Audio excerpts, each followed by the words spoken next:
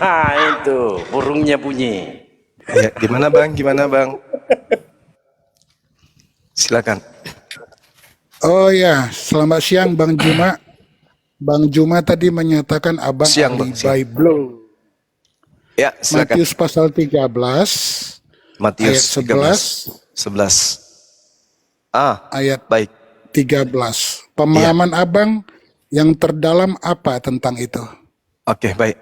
Jadi ketika di Matius 13 ini ada keadaan di mana orang-orang datang berbondong-bondong kemudian mengerumuni Yesus ketika kemudian beliau ini naik perahu ya menuju ke sebuah pantai. Nah, lalu di data Matius 13 itu di situ ada perkataan Yesus, kepadamu diberi karunia untuk mengetahui rahasia kerajaan surga, tetapi kepada mereka tidak. Kepadamu, di sini adalah Bani Israel.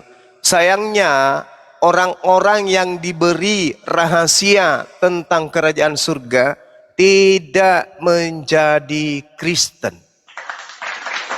Mereka mati dalam keadaan Yudaism. Itu yang sangat disayangkan, Pak. Kata Yesus sebelumnya, siapa yang bertelinga hendaklah ia mendengarkan. Maka datanglah murid-muridnya dan bertanya kepadanya, mengapa engkau berkata-kata kepada mereka dalam perumpamaan? Jawab Yesus, kepadamu diberi karunia untuk mengetahui rahasia kerajaan langit, tetapi kepada mereka tidak. Karena siapa yang mempunyai, kepadanya akan diberi sehingga ia berkelimpahan. Tapi siapa yang tidak mempunyai, apapun juga yang ada padanya akan diambil daripadanya. Itulah sebabnya aku berkata-kata dalam perumpamaan kepada mereka. Karena sekalipun mereka melihat, mereka tidak melihat. Sekalipun mereka mendengar, mereka tidak mendengar dan tidak mengerti. Summum bukmun umyum fahum la yarji'un. Al-Quran juga menarasikan hal yang sama. Kenapa? Orang-orang Yahudi, Pak, ketika Nabi Musa datang kepada mereka, Nabi Musa tidak bercerita hanya masalah dunia. Nabi Musa tidak hanya bercerita tentang tanah Kanaan. Nabi Musa tidak hanya bercerita tentang tanah perjanjian, tidak. Tetapi Nabi Musa bercerita tentang hidup yang kekal, hidup setelah kematian. Makanya uraian kemudian dari ajaran Nabi Musa itu menceritakan sebab akibat. Terkutuklah. Selamatlah, mendapat hiduplah, matilah. Itulah yang Yesus katakan. Makanya terangkum di data nomor 23 berikutnya. Apa yang dikatakan oleh Yesus? Orang-orang Yahudi ahli Taurat telah menduduki kursi Musa. Mereka tahu, mereka ngerti, mereka tahu Musa datang untuk memberi jalan keselamatan. Musa sebagai juru selamat bagi mereka. Mereka tahu.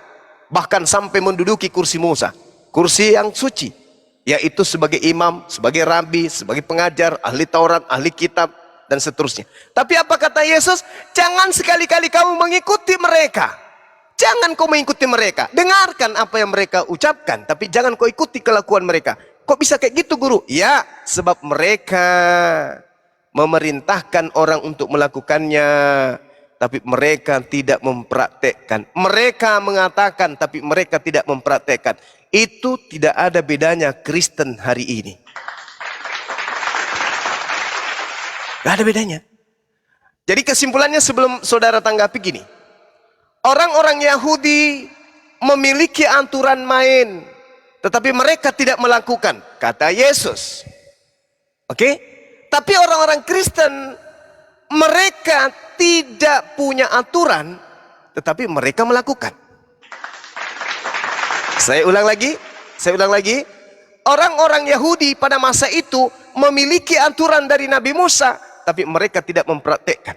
Hari ini orang Kristen mempraktekkan, tapi itu tidak ada aturannya.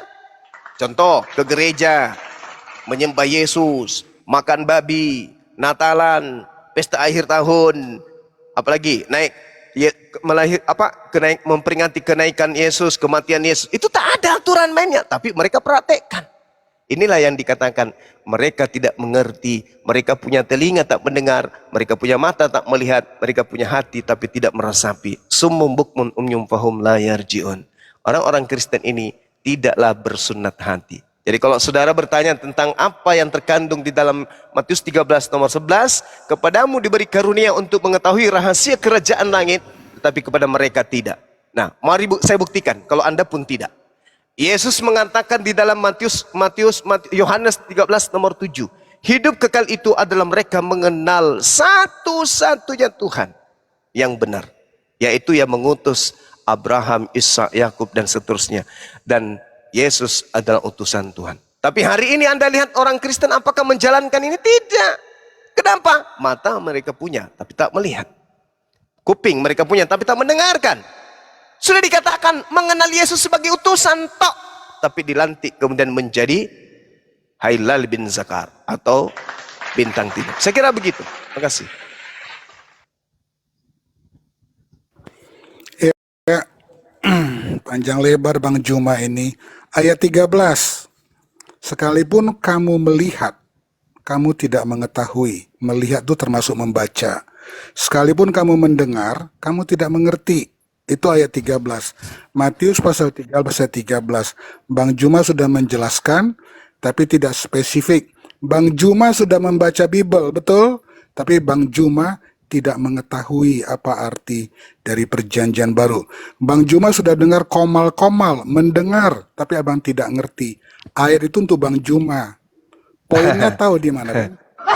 Anda ngarang Gimana bebas. poinnya? Ayat ini, dalih ini untuk murid-murid Yesus pada zamannya, Anda yang ngarang. Bang, ini dalil untuk orang-orang yang menjadi murid Yesus pada saat itu. Jangan Anda siarkan kemana-mana. Ini Yesus berkata tentang orang-orang yang berbondong-bondong yang datang mengerumuni dia pada saat dia mendekati perahu. Jangan Anda larikan ke saya. Itulah sesatnya, karena ucapan-ucapan Yesus, cerita-cerita yang dikisahkan oleh penulis kitab saudara, Anda nisbahkan kepada keadaan hari ini, padahal ini adalah kisah. Ini kisah. Itulah sebabnya aku, Yesus, berkata dalam perumpamaan kepada mereka. Mereka itu adalah orang yang berbondong-bondong tadi. Anda larikan ke Bang Soma. Karena sekalipun melihat, mereka tidak melihat. Sekalipun mendengar, mereka tidak mendengar dan tidak mengerti. Kok jadinya ke saya? Ini untuk orang yang berbondong-bondong tadi. Jangan Anda sapu rata. Apa yang tertulis, wah Anda nisbahkan kepada siapapun. Enggak kayak gitu belajar Bible.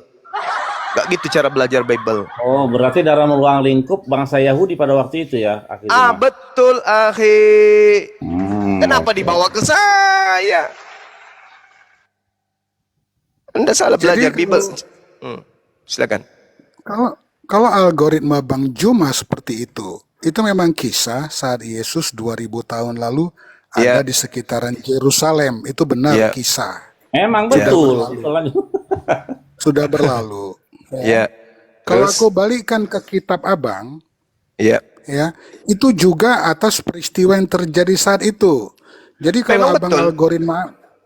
kalau algoritma Abang seperti itu tentang Matius pasal 13, simpelnya begini, itu berarti kami tutup aja. Itu nggak berlaku untuk sekarang, betul? Bukan kayak begitu. Sebuah kitab akan menceritakan hukum-hukum tatanan hidup.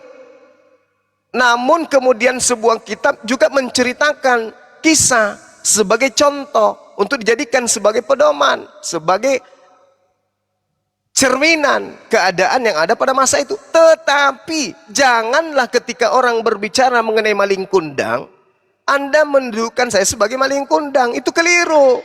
Ini kita dudukkan perkara itu. Siapa yang dimaksud oleh Yesus? Yang dimaksud Yesus adalah orang-orang yang berbondong-bondong itu punya mata tak melihat, punya hidung tak mencium, punya kuping tak mendengar. Itu yang dimaksud oleh Yesus. Jangan Anda samakan. Saya bukan orang pengikut Yesus, bukan orang yang hidup zaman Yesus, dan Yesus diutus bukan untuk saya. Kecuali Yesus menuding orang-orang di luar daripada kehidupan dia sebagai Bani Israel, dan itu dijadikan sebagai panduan untuk semua manusia. Oke, Bang Juma lupa Matius pasal 28 ayat 19 sampai 21. Kenapa Abang sampai lupa. 21? Emang ada? Emang ada 21-nya, Bang? Nggak ada. Ya kalau enggak sampai 20. Nggak ada 21. Sorry kalau Alah, aku parah ini. keliru Yang salah. bener yang Kristen yang mana ini? Iya, ya. Gini loh, kadang-kadang aku salah karena kitab Ya, kami ya. terdiri dari 31.403 butir. Beda dengan kitab kalian hanya 6.660 gitu. Jadi harap maklum. Matius pasal 28 ayat 19 atau 20. Ajarlah mereka, Hmm. jadikanlah seluruh bangsa muridku dan ajarlah mereka apa yang kuajarkan padamu, termasuk Matius pasal 13, Bang Juma. Oke, Bang Juma sekarang di situ. Yang kedua, ketika aku berusaha mengkaitkan dengan kitab Abang mengeluarkan statement menjadi pedoman, betul? ya, Ya udah sama dengan Matius pasal 13. Menjadi Ya, pedoman bagi manusia sekarang. sekarang permasalahannya di Anda itu berat. Pertama, Anda membawa Matius 28. Kalau Anda menuding itu perkataan Yesus, boleh dong saya minta mana mata rantai sanadnya. Mata rantai sanad itu mata rantai penyampaian. Dari Yesus ke A, ke B, ke C, ke D, ke F, sampai kepada Anda. Boleh nggak saya minta itu? Matius 28 itu hanya sampai pada data nomor 15. Berita yang harus tersiar sampai hari ini adalah berita tentang tentara upahan menerima amplop, menerima upah. Titik, nggak ada lagi cerita. Data 16 sampai nomor 20 itu pesan gereja aja supaya orang-orang mengajarkan Kristen kepada seluruh dunia agar banyak orang yang terjerat membayar perpuluhan. Itu aja. Itu penambahan. Mau bukti? Mau bukti penambahan? Baca nomor 20-nya. Dan ajarlah mereka melakukan segala sesuatu yang telah kuperintahkan kepadamu. Nah, mari kita uji. Mana perintah Yesus agar orang ibadah pada hari Minggu? Nah, Mana? Tunjukkan. Gak ada. Mana perintah Yesus agar orang membatalkan hukum Taurat? Mana? nggak ada. Mana perintah Yesus agar orang makan babi? Gak ada. Perintah Yesus untuk tidak bersunat, gak ada. Perintah Yesus untuk mendudukkan Yesus menggantikan yang maha tinggi, mana? Gak ada. Jadi Anda kebablasan kalau membawa data itu. Itu yang pertama. Yang kedua, ilmu apa yang Anda ingin pakai untuk merubah kemudian konsep yang Yesus ajarkan kepada pengikutnya? Matius 15 nomor 24. Aku diutus hanya kepada domba yang sesat. Bukan kepada semua domba. Aku diutus hanya kepada domba yang sesat. Berarti Bani Israel yang tersesat. Hanya kepada Bani Israel yang tersesat aja Yesus diutus, bukan kepada semua Bani Israel. Camkan itu berdasarkan Matius 15 nomor 28. Ingat, ketika Yesus mengatakan aku diutus hanya kepada domba-domba yang sesat dari umat Israel, Matius 10 nomor 5 nomor 6, Yesus berpesan kepada ke-12 muridnya agar jangan ke bangsa lain, melainkan datanglah kepada umatku Bani Israel saja yang sesat. Yang kedua. Yang ketiga, mari kita buktikan. Andai saja Kristen yang ada di Indonesia hari ini berhadapan langsung dengan Yesus, orang-orang Kristen, pendeta-pendeta yang sudah banyak duit, yang besar perutnya, hartanya melimpah, datang kepada Yesus. Kira-kira Yesus memanggilnya domba atau memanggilnya asu? Ini dulu poinnya. Kenapa demikian? Coba Anda baca di Matius 15 yang saya katakan tadi. Ada seorang wanita non-Yahudi berbicara langsung kepada Yesus, beriman pula kepada Yesus, tunduk kepada Yesus, mengakui kenabian Yesus, mengakui kerasulan Yesus. Apa kata Yesus? Usir dia dari sini. Dari tadi dia teriak-teriak. Tapi wanita itu mengatakan apa? Tuhan, bantu aku, tolong aku, kasihanilah aku. Kata Yesus apa? Tidak layak, tidak pantas roti yang disediakan untuk anak-anak diberikan kepada anjing. Waduh. Coba bayangkan. Waduh, serem amat. Coba bayangkan. Iya, akhi. Lalu wanita itu mengatakan apa? Betul, Yesus. Tapi bukankah anjing makan sampah yang jatuh dari meja tuannya? Kaget Yesus. Wow, keren, luar biasa. Besar imanmu, ibu. Jadilah seperti apa yang engkau inginkan. Jadi apa? Jadi anjing. Apa yang terjadi? Anaknya sembuh. Yesus tolong please. Apa? Sembuhkan anakku please. Aku diutus hanya kepada domba yang sesat. Tidak layak makanan. Makanan di sini maksudnya Yesus. Tidak layak Yesus yang disediakan untuk anak-anak. Anak di sini Bani Yakub. Tidak layak Yesus yang disediakan untuk anak-anak Yakub diberikan kepada non Yakub. Anjing, asu. Apa kata non Yakub? Non Yakub ini abdi katakan apa? Betul Tuhan. Tapi bukankah sampah remah-remah yang jatuh dari meja tuannya Bani Israel itu pantas dimakan oleh asu? Kata Yesus, besar imanmu ibu, jadilah seperti apa yang engkau inginkan. Apa yang terjadi? Apakah ibu itu menjadi Bani Israel? Tidak. Apakah ibu itu seketika menjadi domba? Tidak. Tetap saja dia menjadi anjing. Dan anaknya sembuh. Itu apatah lagi ente, apatah lagi pendeta ente, apatah lagi pastor ente. Ketemu dengan Yesus dikasih tendangan putar tanpa balasan. Apa buktinya? Matius 7 nomor 22 nomor 23. Pada hari terakhir nanti banyak orang berkata kepadaku, Tuhan, Tuhan, Tuhan, bukankah kami telah bernubuat, bermujizat, mengusir setan demi namamu? Apa kata Yesus? Enyahlah daripadaku, kalian semua adalah pembuat kejahatan. Sungguh aku tidak mengenal kalian. Kalian adalah semua pembuat kejahatan. Kalian diusir. Apa kata Yesus? Waspadalah kepada nabi-nabi palsu yang datang menyamar seperti Bani Israel, tapi sesungguhnya mereka adalah Bani non-Israel. Menyamar seperti domba, tapi mereka bukan domba, melainkan serigala yang buas. Dari buahnya kamu bisa mengenal mereka.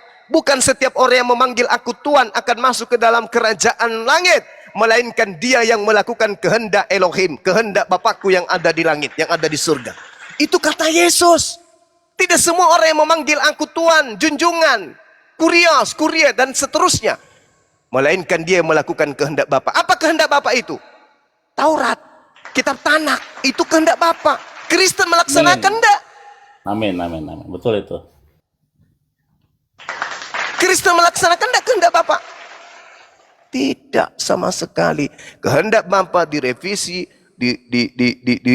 direvisi, dirubah-rubah, ditambah, dikurangi untuk mengikuti selera perjanjian baru. Itu yang terjadi.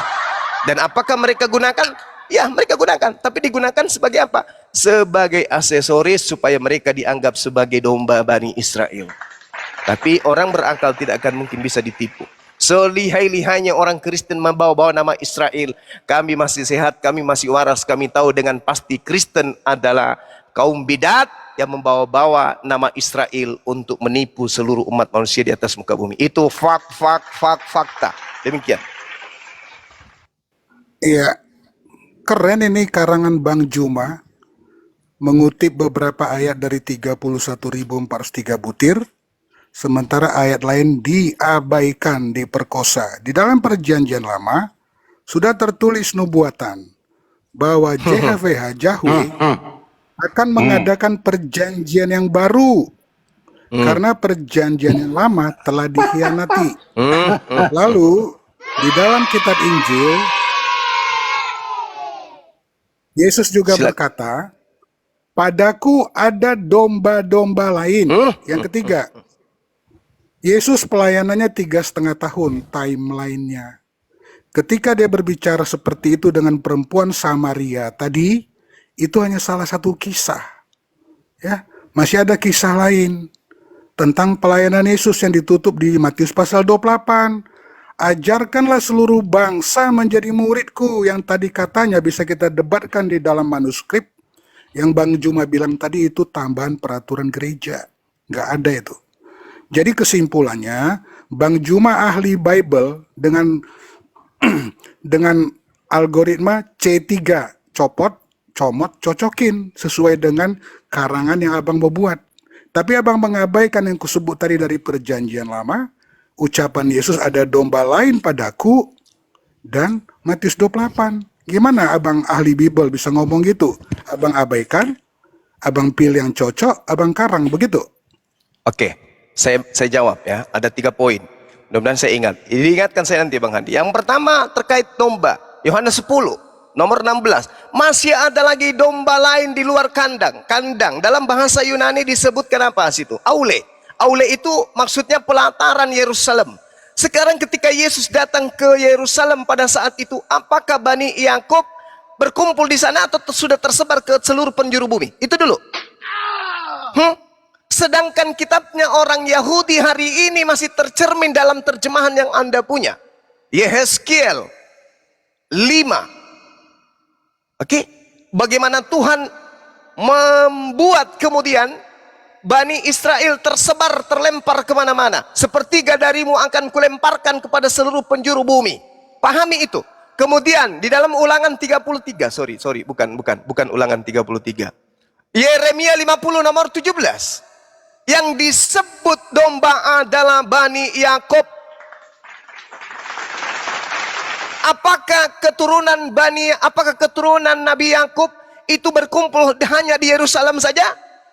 Tidak. Ketika Yesus datang ke tengah-tengah Bani Israel, apakah keturunan Nabi Yakub hanya ada di Israel saja?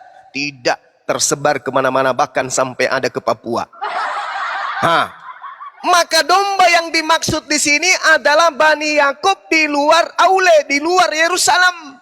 Masih ada lagi keturunan Nabi Yakub di luar Yerusalem. Itulah domba-dombaku yang harus kugembalakan. Makanya Yesus memerintahkan muridnya, pergilah ke seluruh bumi, ajarkanlah mereka. Mereka siapa? Mereka Bani Yakub. Bukan ente, saudaraku, bukan ente. Itu yang pertama. Lalu kemudian perjanjian baru. Bung, yang kau pakai di dalam kitabmu itu dengan coretan sampulnya perjanjian lama, justru itu adalah perjanjian baru Tuhan dengan Bani Yakub. Itu perjanjian baru. Mau dalil? Baca Yeremia 31 nomor 31 sampai 33. Kalau nggak puas, genapkan sampai 36. Apa kata Tuhan? Aku akan mengadakan perjanjian baru dengan Bani Israel dan Bani Yehuda. Masuk nggak di sini Bani Paulus? Bani Bom-Bom masuk nggak? Enggak. Masuk. Nggak masuk. Bani Company masuk nggak? Nggak masuk. Aku akan mengadakan perjanjian baru dengan Bani Israel, Bani Yehuda. Tidak sama dengan perjanjian yang telah aku berikan kepada nenek moyang mereka yang mereka ingkari. Apa itu? Pada saat Tuhan menyelamatkan mereka dari perbudakan Mesir. Itu perjanjian lama. Perjanjian barunya kemudian adalah aku akan memasukkan kepada setiap Bani Israel ke dalam batin mereka, yaitu hukum Taurat. Itulah perjanjian baru.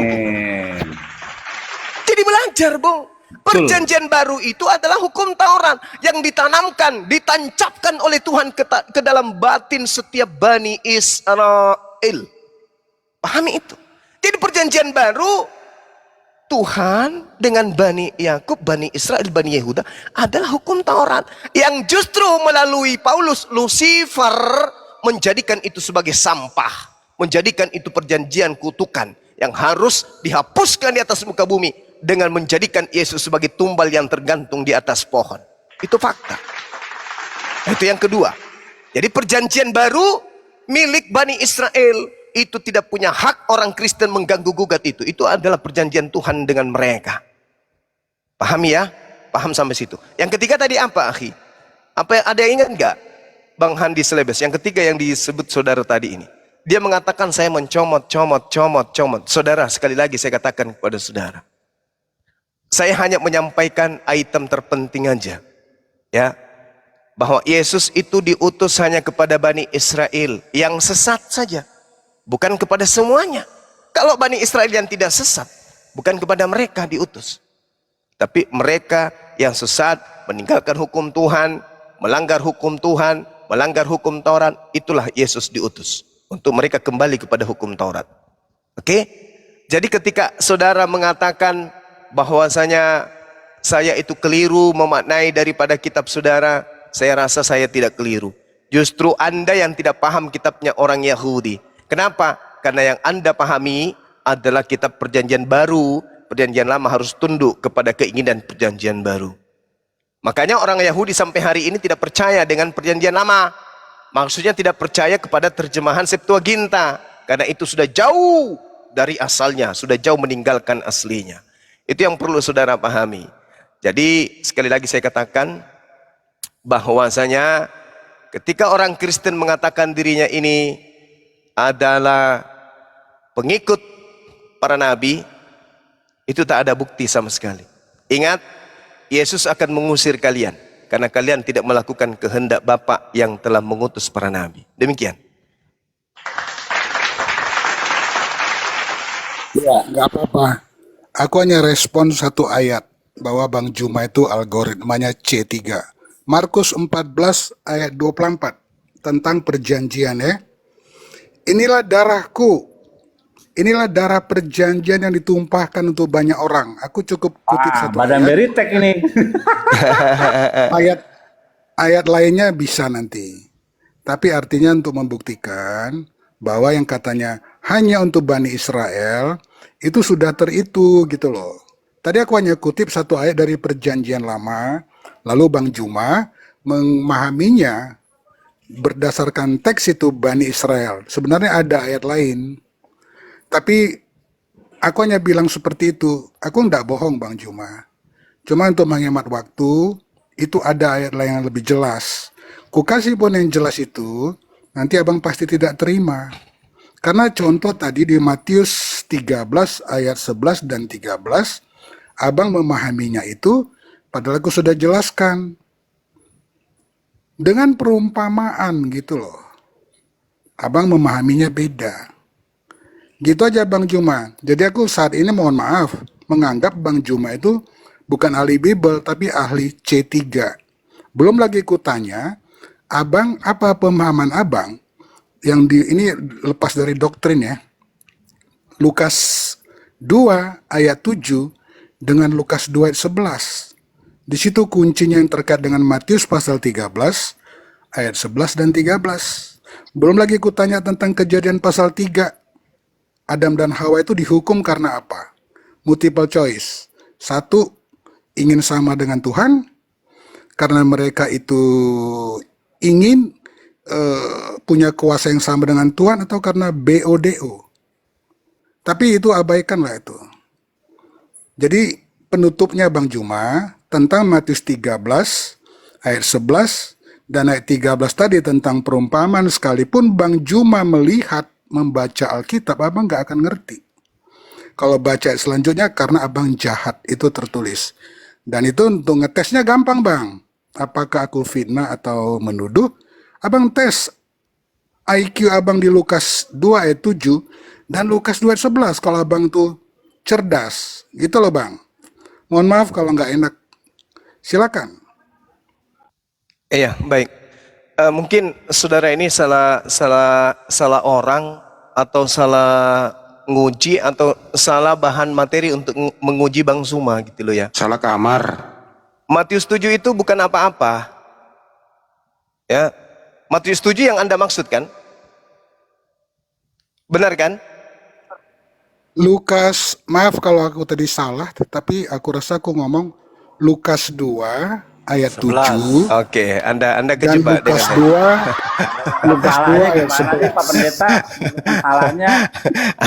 Anda kejebak dengan saya, menandakan bahwasanya Bang Suma itu tidak bisa diragukan pengetahuan tentang Bible. Anda lah yang harus diragukan pengetahuannya.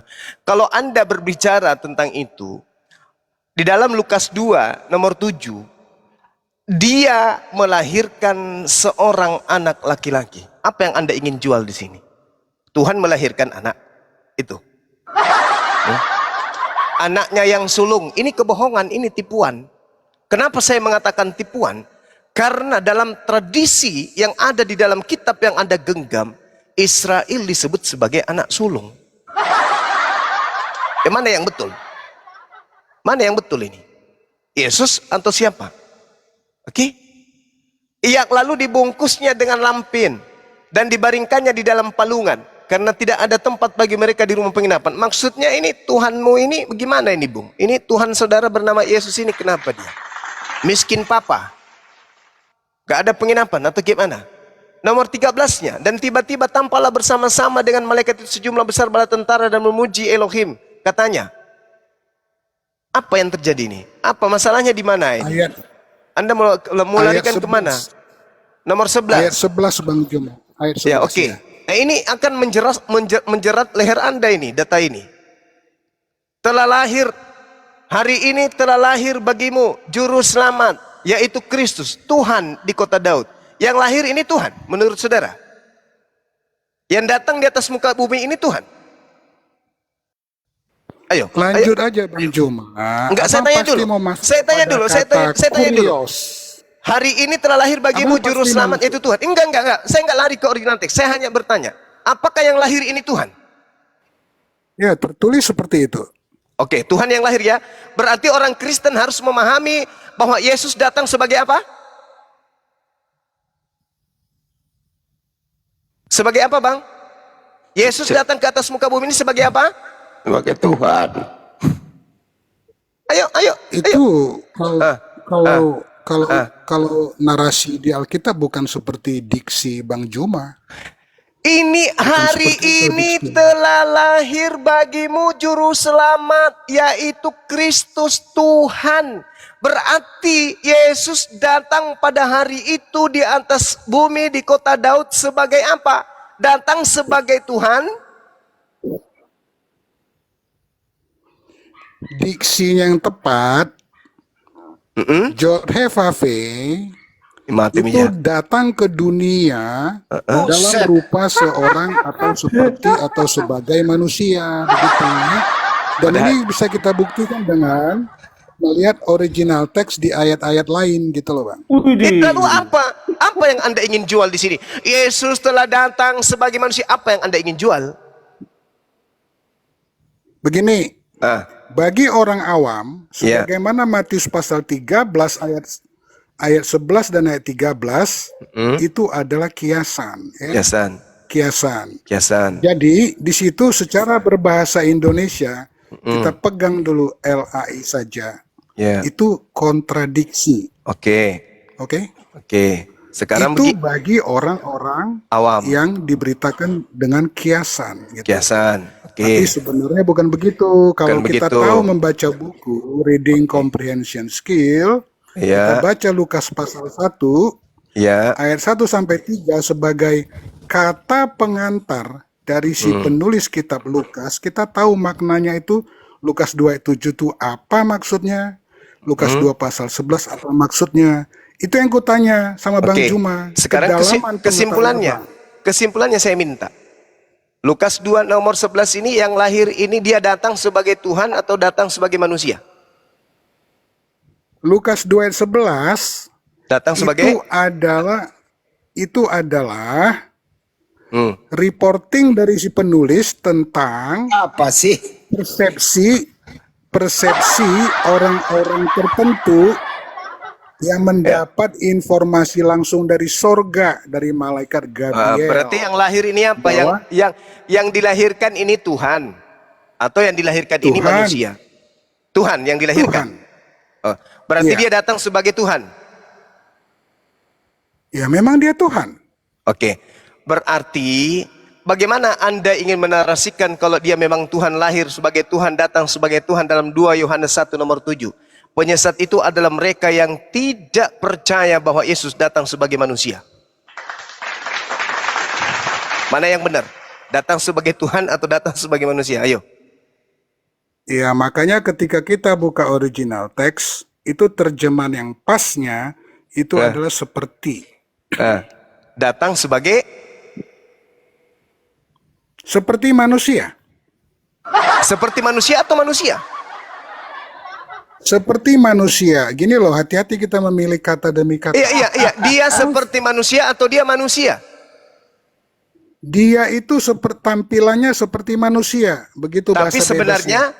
Tapi sebenarnya dia Tuhan. adalah Tuhan. Itu pengakuan Anda atau pengakuan Yesus? Itu adalah isi 4 kitab Injil, bisa kita buktikan kalau Saya ada waktu. tidak mau. Itu kan karangan orang yang tidak jelas. Yang saya tanya, itu menurut saudara atau menurut Yesus? Doktrin itu doktrin. Loh, Nah, Yesus bagaimana, Dek? berkata dalam Yohanes berapa? dalam Yohanes 8 ayat 24, akulah dia. Dia siapa? Bagi orang yang tahu Alkitab, 31 ribuan butir ayat, Oke.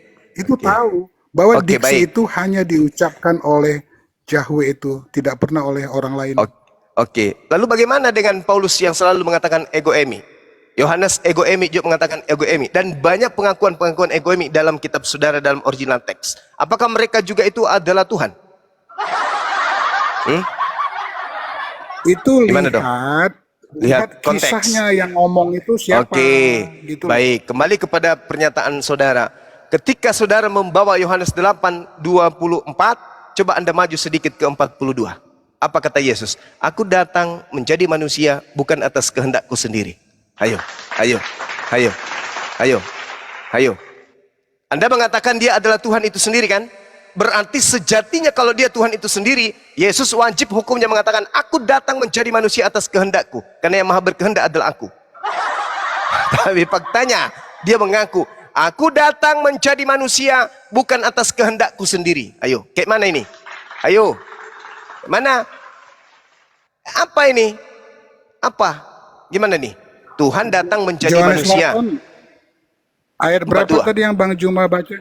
42. Sebentar. Ya, silakan.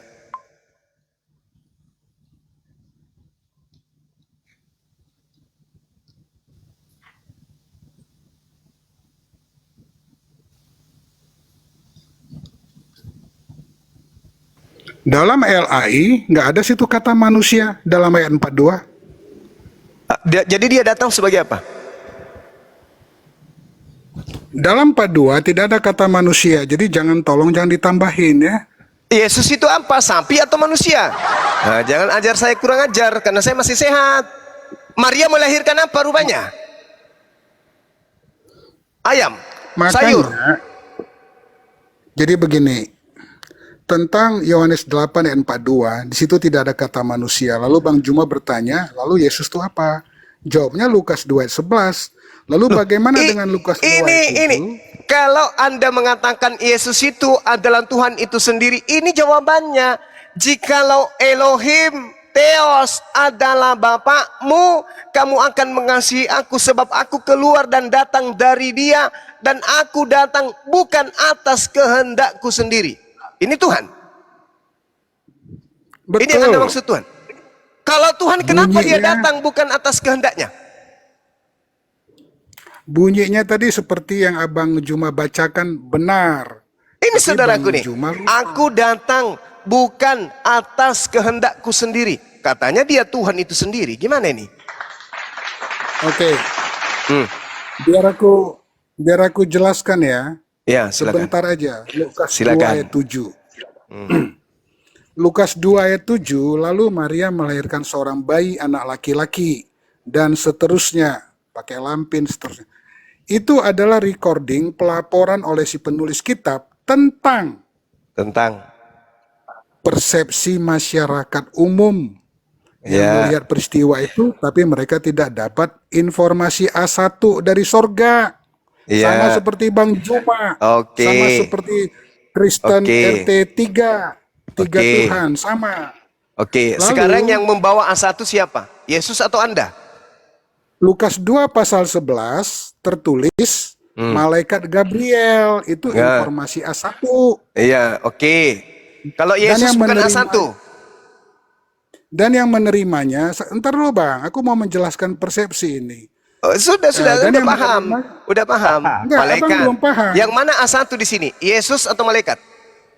Kalau boleh bentar dulu sedikit lagi, satu poin belum kejelaskan sama Abang. Iya, silakan.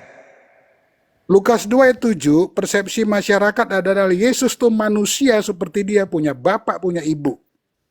Pertanyaannya, jika Yesus berbicara dengan standing posisi, menggunakan persepsi masyarakat umum, itu salah atau tidak Yesus? Contoh dia bicara itu adalah, aku keluar dari Bapa, Bapa mengutus aku. Tetap ada dua pihak atau lebih dari satu pihak. Salah tidak Yesus berbicara seperti itu dari logika kita? Tidak salah. Lukas 2 ayat 11, bahwa dia adalah Tuhan itu sendiri. Ketika Yesus berbicara dengan standing posisi bahwa dia adalah Tuhan itu sendiri, salah atau tidak Yesus berbicara? Kita bicara data Bang. Kita Bukan tidak salah bicara lagi, iman, bukan salah Abang. lagi. Bumi ini akan lebur, hancur, berkeping-keping. Iya. Di atasnya Aku tahu salah. ayat itu. Di atasnya salah. Iya. Hmm. Jadi kita tidak bicara iman ya Bang Juma ya. Ini bicara by data. Sekarang Lukas kalau 2 ayat Yesus 11. yang berkata, Iya sedikit. Lukas 2 ayat 11, jika Yesus berbicara sebagai Tuhan itu sendiri, dia tidak salah. Itu by logika, by RCS. Silakan Bang Juma. oke. Sekarang kenapa Anda nggak sebut Yesus? Kalau Yesus yang berbicara itu A1 atau apa? Yesus memiliki dua standing posisi. Di dalam 4 kitab Injil, Giliran Yesus, Anda mau melarikan ke ajaran pagan. Sekarang yang saya tanya, Yesus ini kalau dia berbicara itu A1 atau apa? tadi kan sudah dijelaskan. Ya, Anda Yesus- mendudukan malaikat A1. Kalau Yesus yang berbicara, nggak didengar. Nggak penting. Jadi dengar dong, dia Tuhan. Ya, kalau Anda gitu. mendengarkan ucapan Yesus, Yesus ini datang atas kehendak siapa? Ya kehendak dirinya sendiri, karena dia adalah Berarti- Tuhan itu sendiri. Berarti dia pembohong dalam Yohanes 8:42 itu. Berarti dia pendusta. Sekarang aku tanya sama Bang Juma. Jangan tanya saya sedang bertanya kepada saudara. Ini Yesus mengatakan aku datang bukan atas kehendakku sendiri. Yesus bohong atau tidak? Tidak. Berarti Yesus ini yang maha berkehendak atau yang bukan? Kenapa dia tidak berbohong? Karena dia berbicara dengan standing posisi persepsi masyarakat umum. Lalu ilmu Keberatan Anda ilmunya, ini, keberatan. Anda dapatkan ilmu dari mana Anda?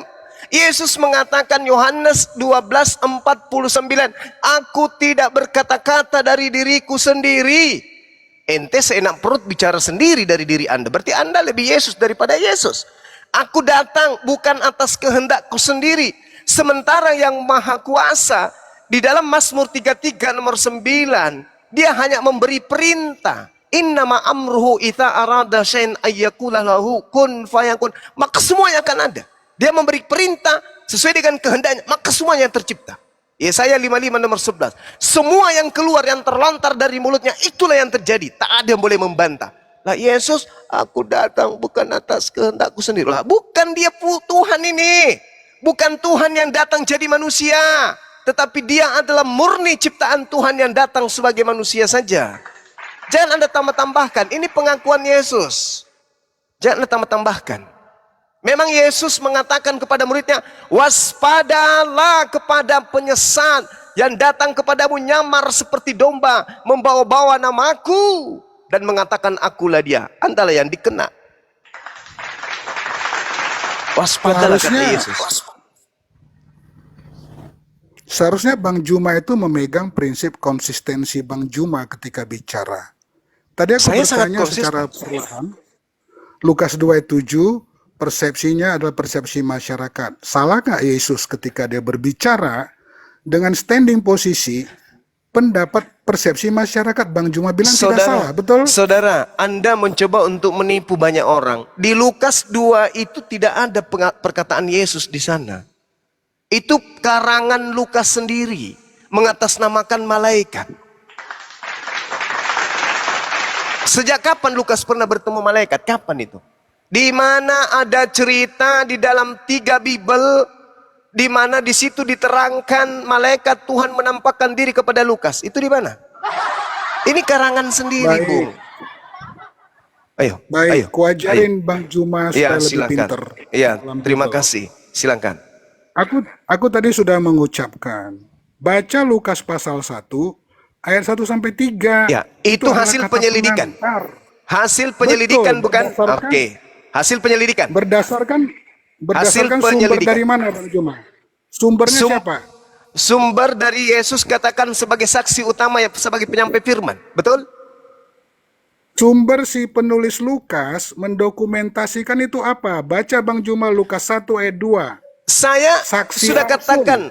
Iya, itu pengakuan siapa? Pengakuan siapa? Pengakuan siapa? Itu kata pengantar penulis Iya, dari- kitab Lukas. Iya, berarti Lukas sendiri yang mengatakan itu kan. Sekarang mana buktikan kalau ada kesaksian di luar daripada karangan Lukas ini mempersaksikan bahwa ada murid Yesus yang pernah bertemu dengan Lukas. Silakan, saya tunggu sampai 2000 tahun ke depan. Ada? Ada murid Yesus pernah bertemu dengan Lukas? Tunjuk dalilnya tertulis di mana? Silakan. Ini pengakuan internal pengarang Lukas untuk seorang kaisar bernama Theophilus. Dan ini Lukas tidak pernah sadar kalau kelak bukunya akan dijadikan sebagai buku suci oleh orang-orang Roma. Ayo, kuatkan argumentasi Anda dengan data-data. Di mana Lukas pernah bertemu dengan murid Yesus? Di mana itu?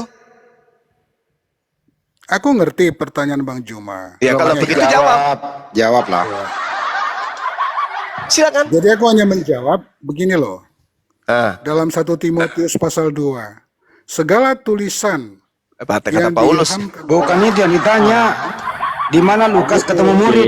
Bukan itu yang ditanya, Bang. Di mana Lukas ketemu murid? Murid Yesus. Segala dari Lukas tulisan. Dari Lukas pasal 1 ayat 1 sampai 3 kita tahu bahwa Lukas tidak berjumpa Yesus, kita tahu itu, Bang. Tapi dia menggunakan saksi langsung, itu sumbernya. Lalu ayat 3, dia dengan hati-hati menuliskan. Iya. Saksi langsung. Dari mana Anda bisa tahu? Iya.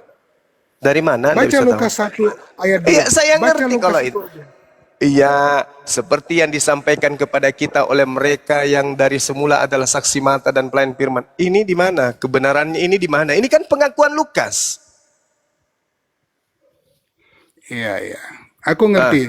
Cuma sampai terus? situ yang bisa ku respon Bang Juma. Itu Oke. namanya RCS ya. Oke. Udah, selesai kita. Silakan Bang Handi. Jadi algoritma yang sama pun bisa ku kasih ke Abang, membalikkannya ke kitab Abang dengan algoritma Silakan. yang sama. Silakan. Aku tidak Silakan. mau. Aku tidak Silakan mau aja. gitu loh, Bang. Nggak apa-apa. Nggak masalah. Abang masuk ke komal kami, baru kita buka topik itu, gitu loh. Jangan Anda katakan Al-Quran itu dihasilkan dari hasil penyelidikan seperti ini. Jangan. Nggak sama, nggak seimbang. Nggak seimbang. Nggak Kalau apa-apa Bang Jum.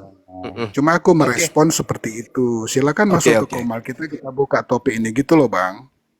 Oke, Bang Handi silakan, atau ada sahabat lain yang ingin menanggapi atau melanjutkan? Saya nyimak dulu, silakan. Ya, saya mau pertegas dulu antara Lukas 2 nomor 11 sama